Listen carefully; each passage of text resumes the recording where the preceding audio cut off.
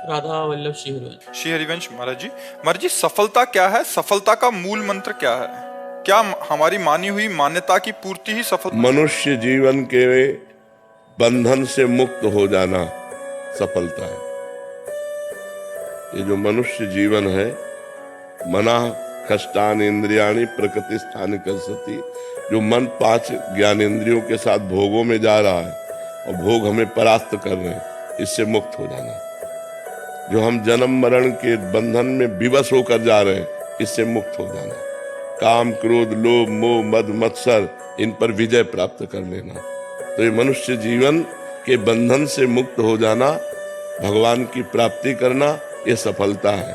और इसका मूल जो मंत्र है वो भगवान का नाम है, क्योंकि उसी से बुद्धि शुद्ध होगी, उसी से पाप नष्ट होंगे, उसी से आपको आत्मबल मिलेगा, तभी आप इस मार्ग में चल पाएंगे। तो प्रेम मूल यह नाम है। प्रेम का मूल, ज्ञान का मूल नाम ही है। जितना जो नाम जप करता है उतना ही ज्ञानी हो जाता है, उतना ही प्रेमी हो जाता है, उतना ही वो संसार से विजय प्राप्त कर लेता है। और भजन नहीं है तो केवल बुद्धि का विलास मात्र है, वो माया पर विजय प्राप्त नहीं कर सकता, वो इन विकारों पर विजय प्राप्त नहीं कर सकता, वो इन विकारों में ही बार बार गिरता रहेगा। समझ पा रहे हैं आप? नाम जप की चाह कैसे प्रकट होती है? नाम जप से ही हो जाती है।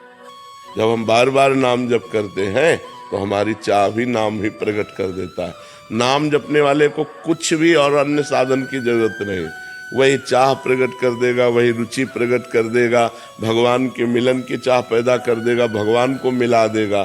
सुमिर पवन सुत पावन नामू, अपने बस कर राखे रामू। भगवान के नाम के बल से हनुमान जी ने भगवान को अधीन कर लिया। भगवान के भजन में बहुत बल है। बड़े बड़े सिद्ध संत हुए भगवान के नाम जप से हुए। सब कुछ नाम जप ही प्रकट कर देगा। आप केवल नाम जप करके देख लो।